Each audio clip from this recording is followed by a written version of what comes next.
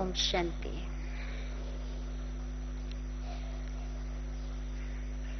आज का हमारा विषय इस बात से महत्वपूर्ण है कि हम सभी परिवार से जुड़े हुए हैं, चाहे लौकिक रूप से कहो चाहे अलौकिक रूप से कहो, और चाहे हम लौकिक में हैं या अलौकिक में हैं, तो परिवार में रहते हुए व्यवहार हमारा श्रेष्ठ हो, व्यवहार में श्रेष्ठता हो, ये बहुत जरूरी है। वैसे देखा जाए ये दो शब्द परिवार और व्यवहार, ये दोनों ही मनुष्य के साथ जुड़े हुए हैं और इन दोनों का आपस में संबंध है, कनेक्शन है। परिवार हम किसको कहते हैं? एक ऐसा यूनिट जहां पर दो और दो से अधिक व्यक्ति हों, वो एक परिवार कहलाता है। क्योंकि आपको मालूम होगा केवल माता पिता और उनके बच्चे, उनको ही परिवार नहीं कहा जाता है। आजकल कंपनीज में भी ये शब्द इस्तेमाल होता है, जैसे सहारा परिवार, जो सहारा वाले वो सहारा परिवार शब्द यूज करते हैं। तो दो और दो से अधिक व्यक्ति जहां पर भी हैं, जो एक ऐसा यूनिट है, वो परिवार है। और व्यवहार क्या है?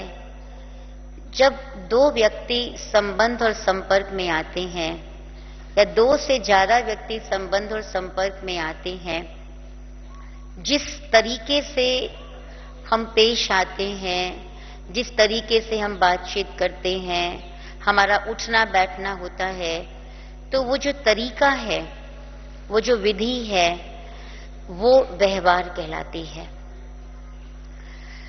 और ये दोनों ही मनुष्य के साथ जुड़े हुए हैं।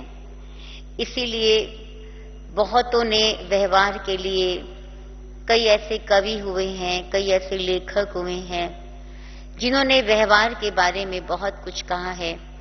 इवन कई ऐसे साइकोलॉजिस्ट हुए हैं जिन्होंने व्यवहार को इंटरप्रेट करने की कोशिश की है। और इसीलिए कहा जाता है व्यवहार जो है मनुष्य के स्वभाव का आईना है। मनुष्य की पहचान उसके व्यवहार से होती है, क्योंकि उसका व्यवहार काफी हद तक उसके व्यक्तित्व को, उसकी पर्सनालिटी को रिफ्लेक्ट करता है। तो इसीलिए व्यवहार को श्रेष्ठ करना बहुत आवश्यक है।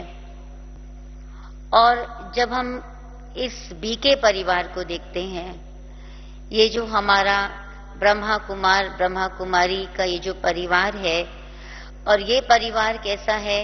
ये तो बाबा कहते हैं बेहद का परिवार है, ये ईश्वरीय परिवार है। ये परिवार सारे कल्प में एक ही बार मिलता है, ये बार बार नहीं मिलता। और इस परिवार की विशेषता क्या है? इस परिवार की विशेषता क्या है? ये जो परिवार है, ये जो बीके फैमिली है, इसकी विशेषता क्या है? कौन सुनाएगा? यस, इसकी विशेषता क्या है? एक व्यक्ति एक बार बोले। हाँ, क्या? हाँ बोलिए। हाँ, ये अलौकिक परिवार है। अच्छा, हाँ जी, क्या कहा आपने? अच्छा, ये अलौकिक परिवार है। और हाँ जी बोलिए। Yes sir. हाँ जी, अनेकता में एकता है, इस परिवार की ये विशेषता है। यस, सबसे बड़ी बात है कि भगवान हमारे साथ है। बाकी सब नहीं बोलो, सुनने में नहीं आ रहा। बोलिए। भगवान हमारे परिवार के मुखिया हैं। बहुत अच्छी बात है कि जैसे मुखिया कोई मनुष्य होता है, यहाँ तो मुखिया कौन है? यहाँ भगवान हमारे परिवार का मुखिया है। और भी कोई इस परिवार की विशेषता है? हाँ, अच्छा, ये हमारा बेहद का परिवार है, एक माता पिता की संतान है। ऐसे ही मैं आपसे कुछ पूछूंगी तो आप बहुत सी बातें हमें बताएंगे। तो इस परिवार की विशेषता ये है कि ये स्वयं रचयिता बाप ने इस परिवार को रचा है और हम सब उसकी रचना है। हम सब उसकी पवित्र रचना, आदि रचना, श्रेष्ठ रचना है। ये इसकी, और बाबा ने कहा ना केवल आदि रचना या श्रेष्ठ रचना, लेकिन हम उसकी डायरेक्ट रचना है। हम मुखवंशावली रचना है। और इस परिवार में जैसे कहा भाई ने कि मुखिया स्वयं भगवान है, स्वयं बाबा है।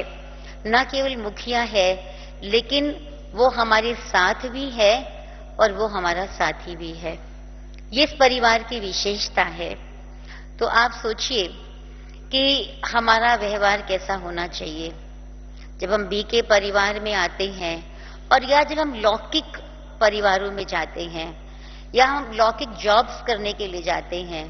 आप चाहे ऑफिस में काम करते हैं, चाहे अपना बिजनेस करते हैं, हो सकता है आप सिंगल हैंडेड बिजनेस करते होंगे, हो सकता है आप में से कोई ऐसे होंगे जो घर से ही अपना बिजनेस डील करते होंगे, लेकिन फिर भी आप बहुत से लोगों के संबंध संपर्क में आते हैं।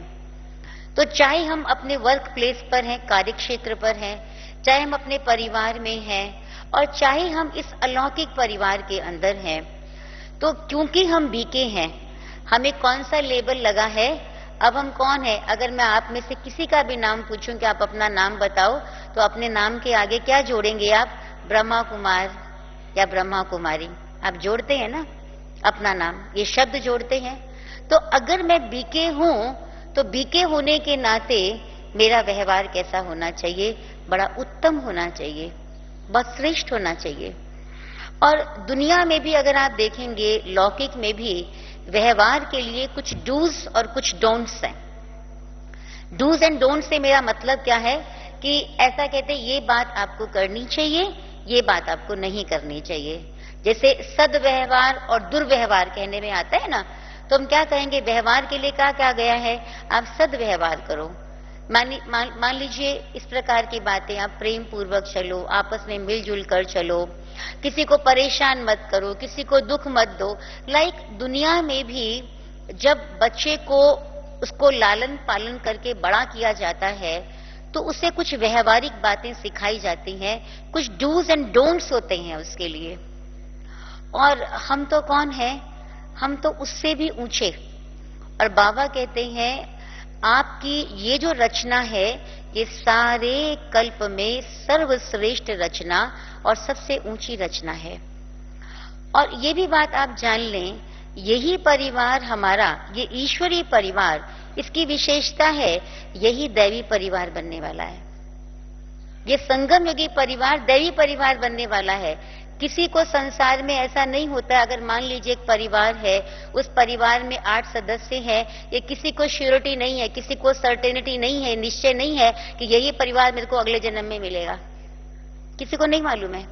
लेकिन हमको शिव बाबा ने क्या बता दिया? बच्चे, यही तेरा संगम युगी परिवार क्या बनने वाला है?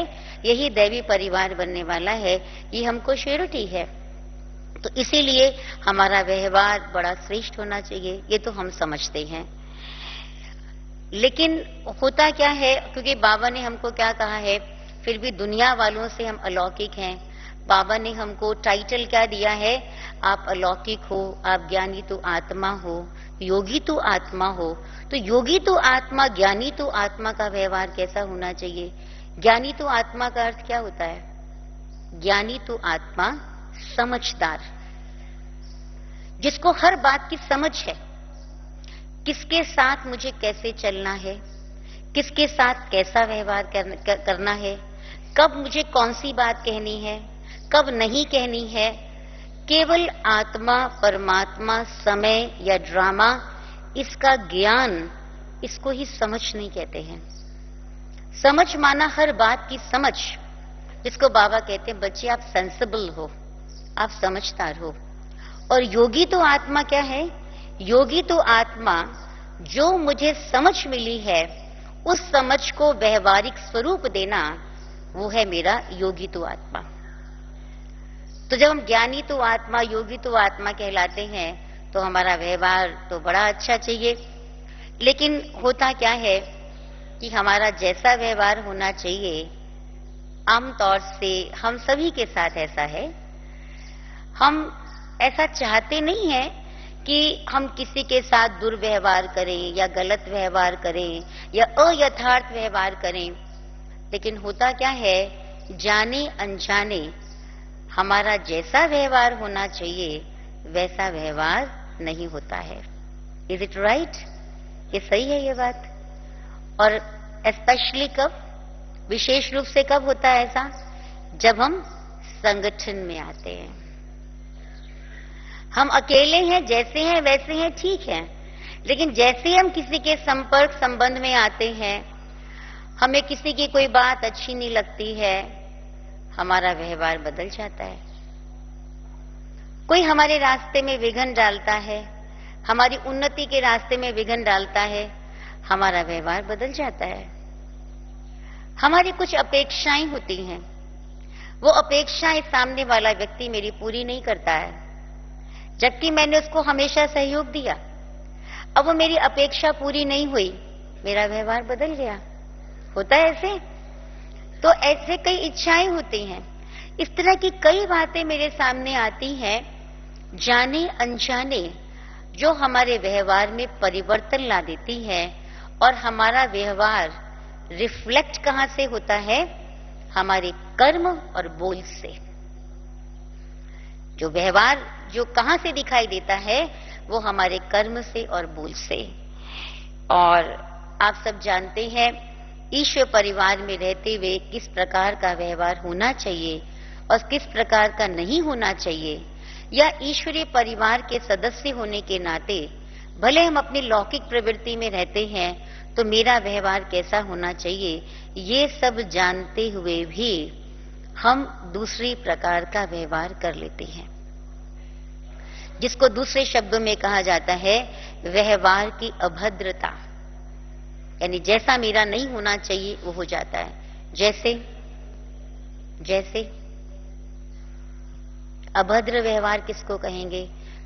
जैसे जोर से बोलना, हाँ, ऐसा बोलना जिससे हम दूसरों को नीचा दिखाने की कोशिश करते हैं, हमारे बोल में कटाक्ष भरा हुआ होता है ना। ऐसे हम कुछ बोलते नहीं हैं, लेकिन हमारे एक्सप्रेशंस ऐसे होते हैं, हमारे जो भाव होते हैं ना, हम ऐसा एक्सप्रेशन, ऐसा भाव व्यक्त करते हैं, सामने वाले को तिरस्कार अनुभव होता है।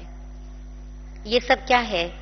अच्छा, देख रही हूं सामने व्यक्ति खड़ा है, पर पहले उसने मेरे साथ कुछ किया था, मैं उसको इग्नोर करती हूं, मैं उसको नेग्लेक्ट करती हूं, मैं देखते हुए नहीं देखती हूं। बाबा ने कहा है देखते हुए न देखो, परंतु किसको देखते हुए नहीं देखो।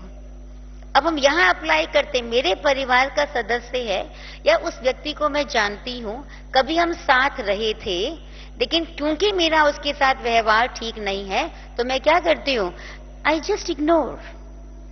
मैं ऐसे देखूंगी, जैसे देख भी लिया, आंख मिल भी गई तो मैं ऐसे देखने की कोशिश करूंगी जैसे मैंने देखा ही नहीं है। तो इस प्रकार के जो हम भाव व्यक्त करते हैं, ऐसे जो हम एक्शंस देते हैं, ऐसे एक्सप्रेशंस देते हैं, तो ये हमारे व्यवहार जो है एज ए बीके शोभता नहीं है। भले आप किसी को ना भी जानते हो, अब आप में से जो भी यहां पर भाई बहन बैठे हैं, हम शायद किसी को जानते होंगे, नहीं भी जानते हैं, लेकिन अगर हम बीके परिवार के अंदर ही, जैसे बाबा ने मुरली में कहा कि मेरा खिला हुआ चेहरा है, सामने कोई देखता है और मैं जस्ट स्माइल देती हूं, तो उसमें कोई फर्क नहीं पड़ता है। लेकिन हम अपनों से भी कभी कभी क्या कहते हैं, अपनी नजरें चुरा लेते हैं। इस प्रकार के बहुत सारी बात। और कभी कभी एक और मैं बात बताती हूं कि हम शब्द जो हैं यूज जो कर रहे हैं, वो इस प्रकार के शब्द यूज कर रहे हैं, जिस व्यक्ति के लिए यूज कर रहे हैं वो शब्द अयथार्थ हैं। हमने कोई अनाप शनाप शब्द नहीं बोला, अपशब्द नहीं बोला, लेकिन जिस शब्द का जिस व्यक्ति के लिए प्रयोग मैंने किया, वो शब्द उस व्यक्ति के लिए उपयुक्त नहीं है।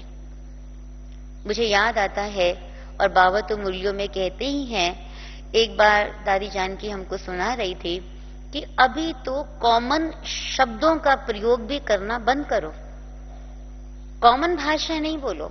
जैसे बाबा कहते ना मुरलियों में, बच्चे कब नहीं अब कहो, कब कर लेंगे नहीं अभी करेंगे, जैसे बाबा कहते हैं ना।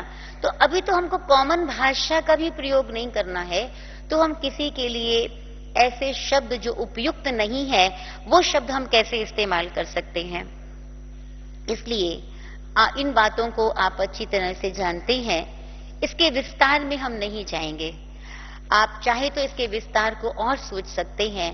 बाबा की मुरलियों में बाबा बहुत बार हमें समय प्रति समय अनेक बातें बताते रहते हैं। आज मैं आपको कुछ 5-6 बातें ऐसी बताऊंगी जिससे हम अपने व्यवहार को श्रेष्ठ कर सकते हैं।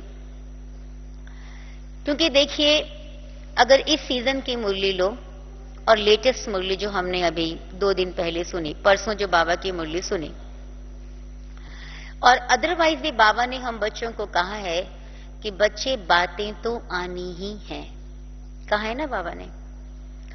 और ये आप समझ लीजिए कि जैसी मेरी अपेक्षा होगी मेरे लौकिक परिवार वालों से या मेरे अलौकिक परिवार वालों से, और वो जैसा मैं चाहूं वैसा वो व्यवहार करें, ये संभव नहीं है।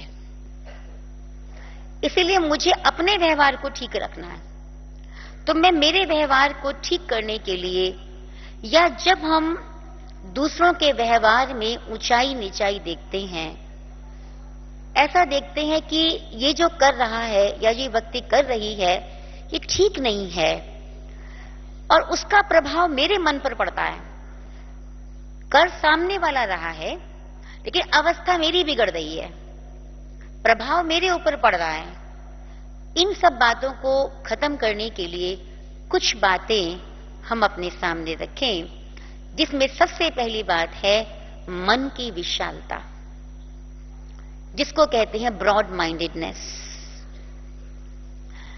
अब मन की विशालता क्या है? जब मन की विशालता होती है, अगर हम ब्रॉड माइंडेड हैं, कहने तो हम कह देते हैं हम नैरो माइंडेड नहीं है, हम तो बड़े ब्रॉड माइंडेड हैं, लेकिन अगर हम ब्रॉड माइंडेड हैं, मन की विशालता है, तो हमारे पास 2 शक्तियां अवश्य होंगी। वो है समाने की शक्ति और सहन करने की शक्ति। अब समाने की शक्ति का मतलब क्या है? हम कहते हैं आपको नहीं मालूम, हम तो कितना समाकर चलते हैं, हम कभी कुछ बोलते भी नहीं है, कभी कुछ कहते भी नहीं है। लेकिन समाने की शक्ति का अर्थ मन में बिठाना नहीं। समाने की शक्ति का अर्थ मन में बिठा देना नहीं है, लेकिन समाने की शक्ति का अर्थ ये है मैंने उसको ऐसे समा लिया कि उसका व्यवहार, सामने वाले का व्यवहार मेरे लिए आपत्तिजनक नहीं है, वो मुझे परेशान नहीं करता, मेरी अवस्था उससे डगमग नहीं होती। यह है समाने की और सहन करने की शक्ति। जहां मन की विशालता होती है, उसमें क्या होता है? उसमें हम सामने वाला व्यक्ति जैसा है उसको वैसा स्वीकार कर सकते हैं।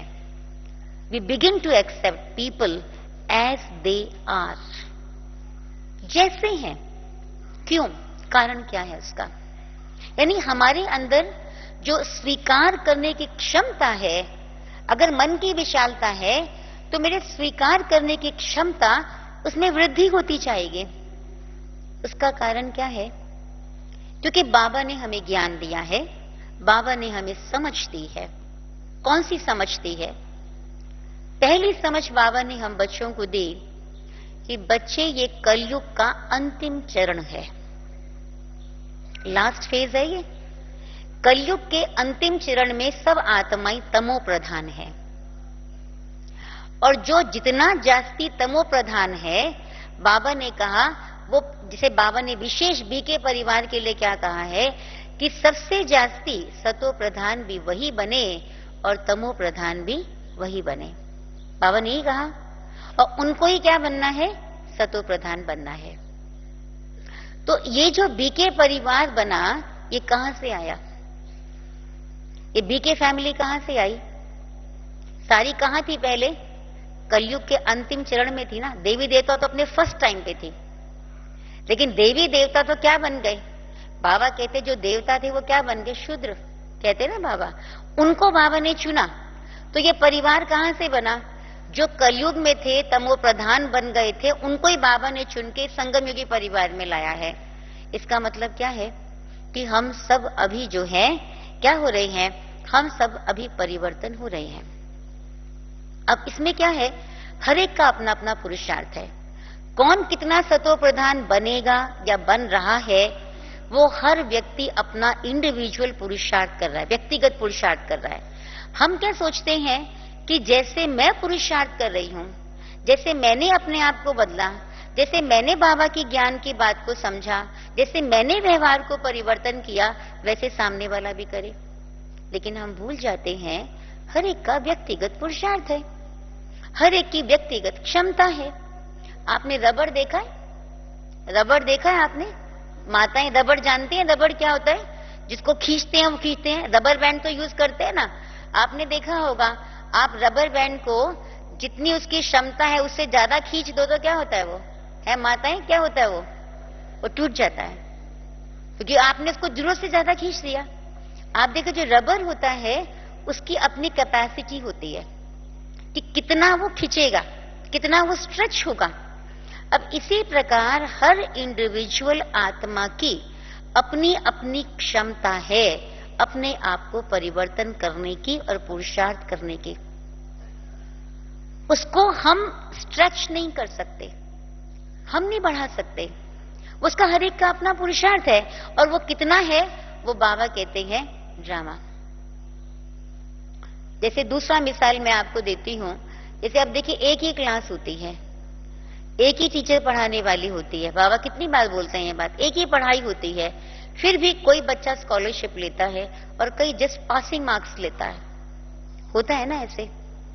अब हम सारे के सारे बाबा के बच्चे, बाबा के स्टूडेंट्स भी हैं। अब सब पढ़ रहे हैं, बाबा तो सबको एक जैसा पढ़ा रहा है। अब हर एक की क्षमता है कि कितना बाबा की बातों को वो ग्रहण करे और कितना बाबा की बातों को समझे और कितना अपने व्यवहार को परिवर्तित करे। तो इसीलिए हमें क्या करना है? हमको दूसरों को नहीं देखना है। हम क्या करें? हम अपने मन के विशालता को बढ़ाएं।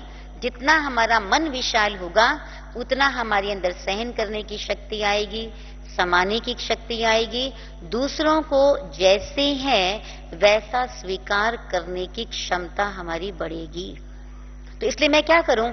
इनको बढ़ाओ, पहली बात।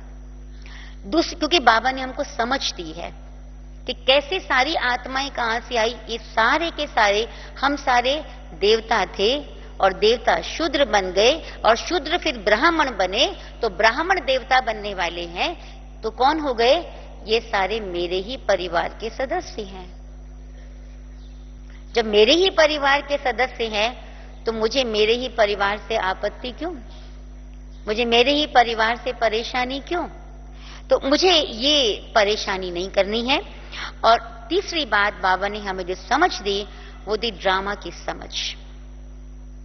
जब बाबा ने ड्रामा की समझ दे दी कि जो कुछ हो रहा है वो अच्छा हो रहा है, जो होगा वो अच्छा होगा और जो हुआ वो भी अच्छा ही हुआ, तो मेरे पास प्रश्न उठने का सवाल नहीं उठता। किसी को व्यवहार को देख के मेरे मन में प्रश्न उठे, ये ऐसा क्यों करता है, वैसा क्यों करता है, तो मुझे प्रश्न उठाने की दरकार नहीं है, क्योंकि बाबा ने मुझे ड्रामा का इतना यथार्थ ज्ञान दे दिया है। उस यथार्थ ज्ञान के आगे मेरे प्रश्न उठाना सही नहीं है। यह है पहली बात। दूसरी बात जो हमें व्यवहार को ठीक करने के लिए चाहिए वो है सहृदयता। सहृदयता का मेरा भाव क्या है? रहम दिल और क्षमा भाव। ये दो चीजें बहुत आवश्यक हैं। देखिए, जब एक व्यक्ति बीमार होता है, मान लीजिए आपके परिवार का कोई सदस्य बीमार हो जाए, तो आपको उसके प्रति क्या होता है? गुस्सा आता है? हाँ, कोई व्यक्ति बीमार हो जाता है, आपके परिवार का सदस्य, तो आपको गुस्सा आता है क्या? नहीं आता है ना। आपको उसके लिए क्या आता है? रहम। और आप क्या समझते हैं? ये कमजोर है।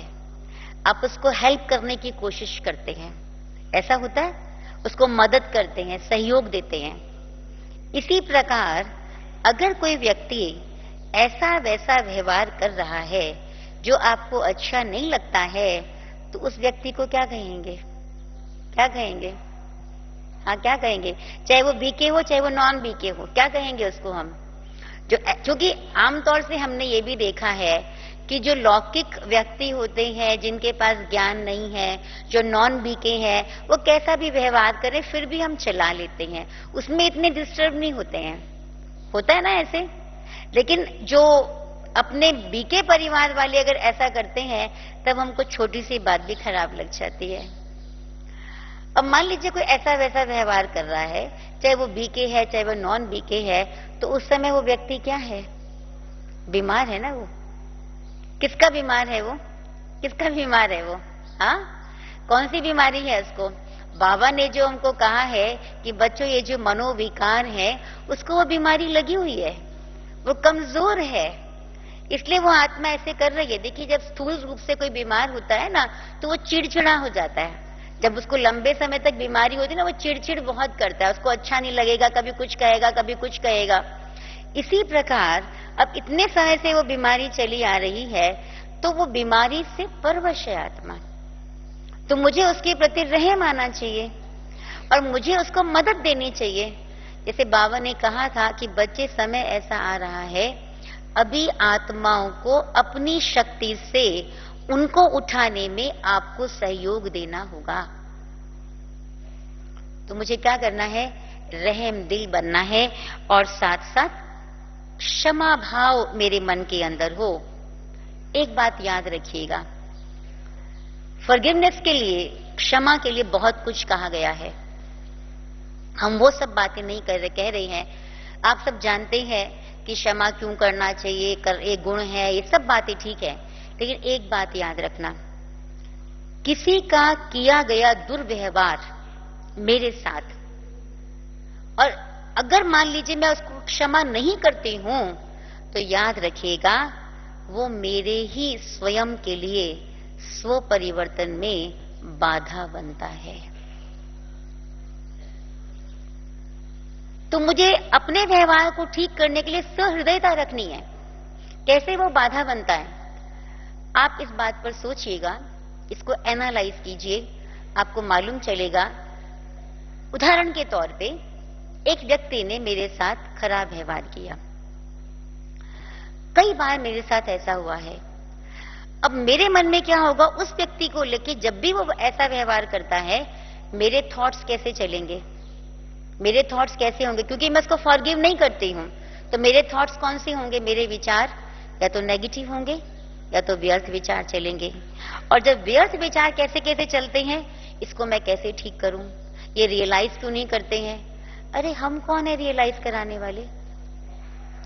अगर भगवान के महावाक्य उस व्यक्ति को रियलाइज नहीं करा सकते हैं, तो मैं तो फिर भी आत्मा हूं, वो तो परम आत्मा है। देखिए, हाँ, ये बात एक अलग है कि व्यवस्था के कारण या हमें जिम्मेवारी ऐसी है, हमारी जवाबदारी ऐसी है कि किसी को हमें कभी कुछ कहना पड़ता है समझाने के लिए, लेकिन समझाने के रूप में भी शुभ भावना भरी हो, कल्याण की भावना भरी हो, तब है। अदरवाइज मेरी वृत्ति कैसी होनी चाहिए? मेरी वृत्ति जो है हरेक के प्रति रहम दिल की वृत्ति अगर होगी, और साथ साथ दूसरी बात कौन सी? क्षमा भाव। ये दो चीजें ये बहुत जरूरी है। हमने दादी को देखा, हमारी बड़ी दादी को। बड़ी दादी, अब उनके पास कितना सारा विस्तार, कितने अलग अलग संस्कार की आत्माएं आई दादी के पास। लेकिन कई बार हमने देखा कि दादी कभी भी प्रतिक्रिया नहीं देती थी, रिएक्शन नहीं देती थी। क्यों? क्यों दादी रिएक्शन नहीं देती थी? कारण क्या था? हमने दो बातें जो दादी में, वैसे तो बहुत सी बातें हैं, लेकिन आज के विषय से संबंधित दो बातें आपको बता रही हूं। एक बात, वो दादी सदा अपने स्वमान में रहती थी, इसीलिए आपने बहुत बार दादी जी के मुख से सुना होगा, दादी जी कहा करती थी, स्वमान में रहो और सम्मान दो। हमेशा दादी ये कहती थी। और दूसरी बात, दादी जो थी वो क्षमा का अवतार थी। समझो किसी ने कहा, दादी को कहा, दादी जैसे एकदम भूल जाती थी, एकदम क्षमा का अवतार। क्योंकि व्यवहार का कनेक्शन हमारे संबंधों से है, व्यवहार का कनेक्शन हमारे लेन देन से है, व्यवहार का कनेक्शन हमारे परिवार से है, जिनके संबंध संपर्क में आते हैं उनके साथ है। तो इसलिए हमें क्या करना पड़ेगा, सहृदयता, यानी अपने दिल के अंदर रहम दिल की वृत्ति, वो रहम दिली वृत्ति हमें डेवलप करनी होगी। और साथ साथ हमें क्षमा भाव अपने जीवन में अपनाना होगा। अब साकार बाबा का जीवन देखिए, साकार बाबा के जीवन में ऐसा नहीं है कि विघ्न नहीं आए जब साकार बाबा थे। आज तो हमारे पास बहुत सारी विधियां हैं, बहुत सारे तरीके हैं, बहुत सारे सीनियर अनुभवी भाई बहन हैं जो हमको अलग अलग बातें बता सकते हैं, बहुत सी युक्तियां हैं। अब साकार बाबा के सामने अपने बच्चों से ही विघ्न आए, जो अपने बच्चे जिनसे कभी अपेक्षा नहीं की थी, लेकिन बाबा ने उनके प्रति भी रहम भाव रखा, कभी भी दूसरा भाव नहीं रखा साकार बाबा ने। तो इसलिए हमको भी क्या करना है, बाबा कहते हैं मन के अंदर दूसरे भाव कौन से होते हैं, कभी ईर्ष्या का भाव, द्वेष भाव, बदले का भाव, तिरस्कार का भाव, कटुता का भाव, ये जो मन में आते रहते हैं उन भाव को निकालना है। लेकिन अपने मन में ज्यादा से ज्यादा रहम भाव जो है उसको हम बढ़ाते जाएं, ये आदत डालें, हम रहम भावना को बढ़ाएं। और रहम भावना हमारी तब बढ़ सकती है जब हम अपने अंदर जो है क्षमा भाव को बढ़ाएंगे, अदरवाइज ये हमारे लिए ही नुकसानकारक होगा। तीसरी बात वो है सकारात्मक नजरिया या दृष्टिकोण। व्यवहार को ठीक करने के लिए हम ये देखें मेरी नजर कहां जाती है, भगवान पर यानी बाबा पर, या स्वयं पर, और या दूसरों पर। कहां मेरी नजर जाती है, अपने आप को चेक करो। भगवान पर अगर नजर जाती है, शिव बाबा पर नजर जाती है, तो वो तो है ही सागर, वो तो गुणों का सागर है। तो अगर सागर पर मेरी नजर जाएगी तो डेफिनेटली मेरे अंदर उसके गुण आ ही जाएंगे। स्वयं पर नजर जाती है, अच्छा स्वयं पर कहां नजर जाती है, स्वयं पर कैसे नजर जाती है, मुझे ये नहीं मिला, मुझे वो नहीं मिला, मुझे ये चाहिए, इनके साथ ऐसा होता है, मेरे साथ ऐसा क्यों होता है, मुझे ही क्यों सफर करना पड़ता है, मुझे ही क्यों सहन करना पड़ता है, मुझे ये क्यों नहीं मिलता है, मैं इतना करती हूँ या करता हूँ लेकिन फिर भी मुझे कोई मान नहीं देता है, मेरा नाम नहीं होता है, मुझे ये कहा नहीं जाता है। इस प्रकार से मेरी अपने ऊपर नजर जाती है, या मेरी नजर अपने ऊपर इस प्रकार से जाती है कि मैंने अपने अंदर इतना परिवर्तन किया है, अभी मेरे अंदर ये कमी कमजोरी है, मुझे इसको भी चेंज करना है। अपने ऊपर मेरी नजर कैसे जा रही है, स्वार्थवश कुछ पाने के लिए, कुछ चाहना, कुछ अपेक्षाएं अपने लिए, या फिर इस प्रकार से कि बाबा कहते हैं मेरे समान बनो। जो बाबा चाहता है, मैं बाबा की आशाओं को पूर्ण करने वाली ऐसा बनना चाहती हूं, तो अपने पर उस नजर से देखती हूं, या कुछ अपनी स्वार्थ की कामनाओं को पूर्ण करने की नजर से अपने आप को देखती हूं। तीसरा, मेरी नजर दूसरों पर जाती है। दूसरों को मैं क्या देखती हूं, उनकी कमी कमजोरियां, उनकी विशेषताएं, उनकी अच्छाइयां या उनकी बुराइयां, या उन्होंने किया गया मेरे साथ ऐसा व्यवहार, उन बातों पर मेरी नजर जाती है। किस बात पर मेरी नजर जाती है? तो हम देखें, अगर दूसरों की कमियां कमजोरियां दिखाई देती हैं तो क्या करो? आंखें बंद। ठीक है?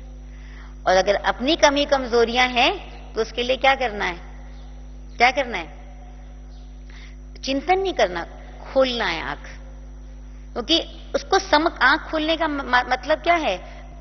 उन्हें समझकर उनको चेंज करना। और आंख बंद करने का मतलब ये है जैसे देखते हुए भी नहीं देखना। अब सचमुच थोड़ा सामने वाला व्यक्ति गलत काम कर रहा है, अब मैं थोड़ा आंख बंद करके चलना शुरू कर दूंगी, कहीं ठोकर हो जाएगी मेरी। मुझे दिखाई दे रहा लेकिन मैं देख नहीं रही हूं। मुझे याद आता है शुरू शुरू में, और अभी भी कई ऐसे होंगे जब बांधेलियां ज्ञान में आई, बहुत ऐसी माताएं थी, बांधेलियां थी, और उनके जो घर परिवार वाले हैं वो ज्ञान में नहीं चलते थे, और कभी उनको कहते थे कि आप जो है फिल्म देखने चलो। हमको याद है कई ऐसे माताओं के अनुभव हैं। तो माताएं क्या कहती थी, क्योंकि अभी उनको जाना पड़ेगा, अगर नहीं जाएंगे तो प्रॉब्लम आएगी, तो फिल्म देखने जाती थी वो, तो कहते वहां जाके आंख बंद करके बैठ जाती थी। अब सामने पर्दे पे फिल्म चल रही है, वो आंख बंद करके बैठी है। भाव क्या है? कहने का मेरा भाव क्या है? अगर मुझे किसी की कमी कमजोरी दिखाई देती है तो उसको मैं नहीं देखूं। हाँ, अपनी कमी कमजोरी को मुझे चेंज करना है। कभी देखिए, हम कहते हैं, हम क्या करते हैं, दूसरों की कमी कमजोरियों को अपने चित्त पर रख लेते हैं और भगवान को कहते हैं, हे प्रभु मेरे अवगुण चित्त पर ना धरो। और दूसरों के अवगुण अपने चित्त पर धर रहे हैं। आप सोचो कैसे होगा।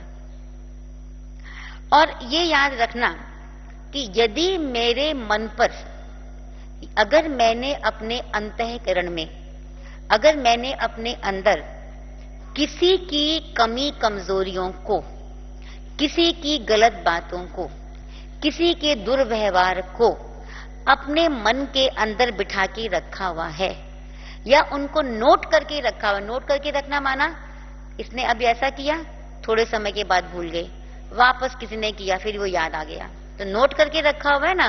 तो याद रखना, ऐसा व्यक्ति कभी भी एकाग्रचित्त नहीं हो सकता।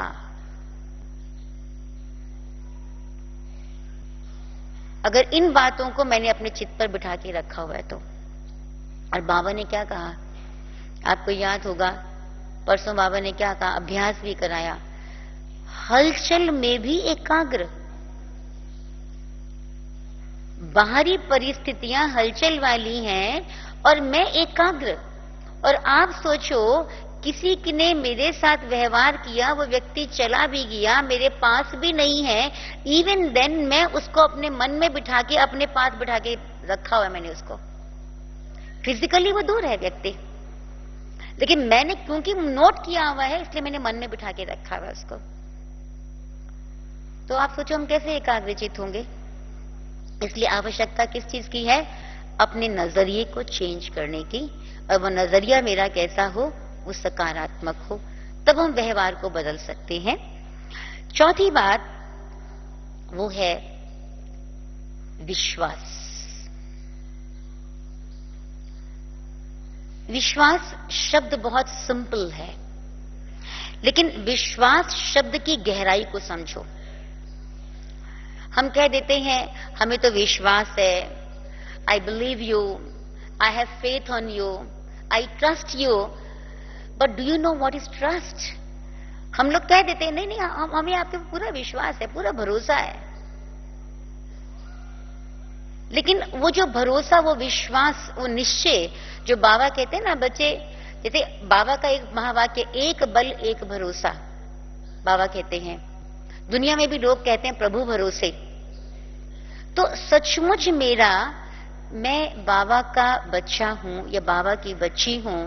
और क्या मुझे जब बाबा ने कहा है कि बच्चे तुम बाबा की डायरेक्शन पर चलते रहो और मैं तेरा सब कुछ ठीक करूंगा, तो क्या मुझे इस बात पर विश्वास नहीं है? विश्वास नहीं है या विश्वास में कुछ परसेंटेज है, तभी तो एक दूसरे को देख के व्यवहार बदल जाता है। विश्वास किसको कहते हैं? मैं एक एग्जाम्पल आमतौर से सुनाती हूं और आज आपके साथ शेयर करना चाहूंगी वो एग्जाम्पल कि माँ बाप जब बच्चे को उसको ब्रॉटअप करते हैं, उसका लालन पालन करते हैं, तो क्या होता है, जब बच्चा छोटा होता है ना, गोद का बच्चा, उसको खिलाते हैं उसको, और खिलाते खिलाते क्या करते हैं, उसको ऊपर उछालते हैं। आप तो सब अनुभवी बैठे ना, अधिकतर प्रवृत्ति वाले सारे बैठे, उसको उछालते हैं, लेकिन बच्चा क्या करता है, वो जोर जोर से हंसता है। आप उसको और उछालते हैं, वो और जोर से हंसता है। क्यों हंसता है? क्योंकि उसको मालूम है कि वो ऊपर है, अभी आप देखो कुछ नहीं है उसको, और जब वो ऊपर उछला, वो मोमेंट आप सोचिए, कोई हाथ नहीं है, कोई पकड़ने वाला नहीं है, क्योंकि बच्चे को अंदर में विश्वास है कि मुझे पकड़ने वाला कोई है। इसको विश्वास कहते हैं। This is called trust. अब बाबा ने मुझे विश्वास दिलाया और उस विश्वास के अंदर भी मैं क्वेश्चन मार्क उठा रही हूं। हम कहते हैं कि नहीं, बात तो ठीक है, लेकिन मम्मा हमेशा कहा करती थी, ये लेकिन, ये किंतु, ये परंतु, ये तभी मन में आता है जब किसी की कोई की गई व्यवहारिक बातें मैंने मेरे मन के ऊपर बिठा रखी हैं। इसलिए विश्वास हमारे अंदर हो। हम बाबा के बने हैं, बाबा का काम है हमारी संभाल करना, और हमारा काम है बाबा के द्वारा मिली गई शिक्षाओं पर चलना। ये हमारा काम है। बाबा का काम है हमारी संभाल करना। बाबा ने कहा, अच्छा तू चिंता मत कर, मैं बैठा हूं। अगर बाबा को चिंता दे दी तो बाबा बैठा है, और हम चिंता करने बैठे तो बाबा कहते तू संभाल, अभी मैं तो नहीं हूं, अभी क्योंकि अभी तू चिंता कर रहा है। तो हमारा काम है बाबा की शिक्षाओं पर चलना। जो बाबा से हमें समय प्रति समय डायरेक्शंस मिलते हैं, उन पर हम चलें। वैसे भी ऐसा कहा जाता है, a good actor is one who follows the direction of the director. ऐसा माना जाता है। जो अच्छा जो एक्टर होता है वो कौन सा होता है?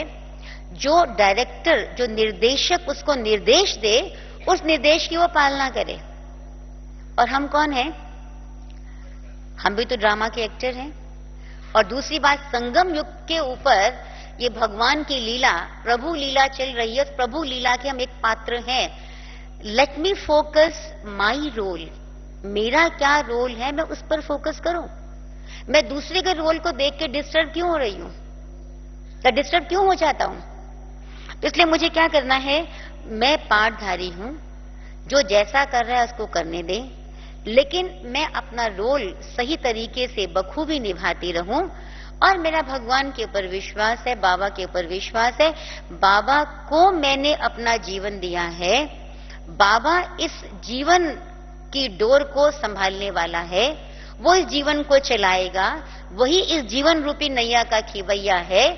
इस नैया में, जीवन रूपी नैया में बहुत से तूफान आएंगे, जिसको बाबा ने कहा, बच्चे बहुत सी बातें आएंगी, बातें तो आनी ही हैं। ये बाबा के महावाक्य हैं परसों की मुरली में। तो वो आनी ही है, ये जीवन रूपी नैया हिलेगी, लेकिन क्योंकि मेरी डोर भगवान के हाथ में है, वो कभी डूब नहीं सकते। इसीलिए ये विश्वास रखो। आज हमने देखा है कि प्रैक्टिकल चलते चलते हमारे थोड़े विश्वास जो है ना कम हो जाता है। इसलिए विश्वास को अगर हम रखेंगे, बाबा बैठा है, और उसके बाद जो मैंने आपको कहा कि एक एक्टर का काम होता है उनके डायरेक्शंस पर चलना। तो बाबा का प्रेजेंट समय डायरेक्शन क्या है? अगर हम इस सीजन की सारी मुरलियां देखें, यूं तो हम मुरलियां पढ़ते हैं, रिवाइज भी करते रहते हैं, जहां जहां से आप सेंटर्स पर आए हैं वहां कहीं कहीं पर क्वेश्चन पेपर्स भी होते रहते हैं कई प्रकार से। यहां भी आप देखिए, अगले दिन हमारे भ्राता रमेश भाई जी भी उसको मुरली को रिवाइज करते हैं, उसकी बातें सुनाते हैं। और हम अगर उसका सार देखें, बाबा एट प्रेजेंट क्या चाहते हैं हमसे? यूं तो बाबा की मुरलियां ज्ञान का सागर है वो, लेकिन बाबा प्रेजेंट समय अपने बच्चों से क्या चाहते हैं, हमको ऐसा लगता है बाबा एक बात जो चाहते हैं वो है हमारी याद की यात्रा में बार बार अभ्यास। जो फ्रीक्वेंसी है ना याद की हमारी, और जो टाइम है, बाबा ऐसे भी तो कह सकते थे बच्चे आप 4 घंटे याद करो, वो तो बाबा का बहुत पहले का महावाक्य है, 8 घंटे याद में रहना, 8 घंटे सोना, 8 घंटे कर्म करना, ये तो बाबा का बहुत पुराना महावाक्य है, बहुत पहले का है। लेकिन बाबा ने क्यों इस बार इम्फेसाइज किया है? जैसे बाबा ने 12-13 बार ड्रिल कही, फिर 24 बार कही, फिर बाबा ने ड्रिल को और रूप से चेंज किया, इस बार और उसका चेंज किया। तो हमको ऐसा लगता है कि हर एक्शन में हम बाबा को साथ लेकर चले, और उसके लिए बाबा ये चाहते हैं हम बार बार अभ्यास करें। नॉर्मली हम लोगों से क्या होता है, हम जब कर्म में आते हैं, मधुबन में है फिर तो ठीक है, ये मधुबन में कुछ दूसरे तो हमें लौकिक कार्य करने नहीं होते हैं, करके करके जो समझो टीचर्स बहने हैं उनको थोड़े बहुत दूसरे डिपार्टमेंट्स में कार्य होते हैं, या कुछ अपने भाई बहन है, अदरवाइज बाकी तो हमें कुछ कार्य यहाँ पर होते नहीं है। और जितने भी जो लौकिक में रहते हैं, जैसे उनको घर की सब बातें होती हैं, वो सब बातें यहाँ आती नहीं है, तो यहाँ तो आसान हो जाता है। लेकिन जब हम अपनी अपनी प्रवृत्तियों में जाते हैं और कर्म करते हैं, सेवा के क्षेत्र में जाते हैं, तो योग अलग हो जाता है, सेवा अलग हो जाती है। और बाबा हमें ये चाहते हैं कि ये जो बार बार अभ्यास की आदत बनाओ, आदत बनाई जाती है, हैबिट इज ऑलवेज डेवलप्ड, उसका विकास किया जाता है। तो मुझे इस आदत को बनाना होगा। हम कहते हैं हम क्या करें, हम भूल जाते हैं, लेकिन फिर आदत बनाओ। तो अगर हम ये आदत बनाएंगे तो क्या होगा, अंदर ताकत जमा होगी। लेकिन हुआ क्या है, हम दूसरों को ठीक करने में क्या करते हैं, अपने को ठीक करना भूल गए हैं, है ना। दूसरों की सेवा करने में अपनी सेवा करनी भूल गए हैं। तो ये बात जो कही कि बार बार याद करने का अभ्यास, बार बार याद करने की जो अभ्यास है, इसकी एक आदत बनाओ, इस आदत का हम विकास करें। लास्ट बात जो मैं एक और आपको कहना चाहती हूं, 2 शब्द हैं, उन शब्दों को सही उपयोग करें, और ये जो 2 शब्द हैं, ये हमारे व्यवहार को ठीक करने में या किसी के द्वारा किए गए गलत व्यवहार से हमारी अवस्था खराब ना हो, उसको ठीक करने में बहुत मदद करते हैं। और वो 2 शब्द हैं, हाँ जी और ओम शांति। ये 2 शब्द, इनका प्रयोग करके देखिए। जैसे ऑफिस में भी मान लीजिए एक बॉस है और एक सबॉर्डिनेट है, मान लीजिए। अब बॉस कुछ कहता है, अब सबॉर्डिनेट को लग रहा है कि वो बात ठीक नहीं है, लेकिन अगर सबॉर्डिनेट, वो जो छोटा व्यक्ति है, उसी समय बॉस को बीच में टोककर उस बात को करेक्ट करने की कोशिश करेगा, तो वहां पर फ्रिक्शन या कॉन्फ्लिक्ट होने की संभावना है। समझा आपने? प्रैक्टिकल बात है। आप उस समय चुप रहिए, ठीक है, या हाँ कभी जेस्चर भी देना पड़ता है, कहना भी पड़ता है, लेकिन बाद में इस बात का तरीका ये होता है कि जब बात काफी चली जाती है, बड़े प्यार से, जितना आपके पास समय है, बड़ी शुभ भावना से आप उस बात के खत्म होने पर या बाद में उस बात को जो सही है वो बात कह सकते हैं, लेकिन उसी समय नहीं। जब बात चल रही है, हाँ जी शब्द का प्रयोग, ये प्रैक्टिकली हमने देखा है, इससे नुकसान नहीं होता। कोई समझेंगे हाँ जी करने से नुकसान हो जाएगा, नुकसान नहीं हो जाएगा, लेकिन इसका सही जगह उपयोग। और दूसरा ओम शांति शब्द, इन 2 शब्दों को आप प्रैक्टिकली यूज करो। समझो मेरी अवस्था किसी को देख के खराब हो रही है, मैं अपने आप को इस ओम शांति शब्द कह के उस शांति की स्थिति में अपने आप को स्टेबलाइज करो, स्थित करो। Just for a moment, 1 minute के लिए आप देखो बहुत सारा जो सामने वाले व्यक्ति के व्यवहार का प्रभाव मेरी अवस्था पर आ रहा है वो नहीं आएगा। आप करके देखिएगा इस बात को। और इसके साथ साथ स्वयं के हमें क्या करना है, अपने व्यवहार को ठीक रखना है। जैसे बाबा कहते हैं, बाबा की डायरेक्शन अनुसार, बाबा के मत के अनुसार, बाबा की मूल्यों के अनुसार, बाबा की शिक्षाओं के अनुसार हम अपने व्यवहार को परिवर्तित करें और साथ ही साथ दूसरे के व्यवहार को देखकर अपने व्यवहार को परिवर्तित नहीं करें। और ये तभी संभव है, हम 4 प्रकार के खजाने, 4 प्रकार के खाते या खजाने अपने बढ़ाते जाएं। और वो खजाने कौन से हैं? एक है शुभ संकल्पों का खजाना, जिसको दूसरे शब्दों में आप ज्ञान का खजाना भी कह सकते हैं। दूसरा है सेवा का खाता, इसको बढ़ाते जाओ। तीसरा है दुआओं का खाता और चौथा है सुख का खाता। इतना हमारे ऊपर अटेंशन रहे स्वयं के ऊपर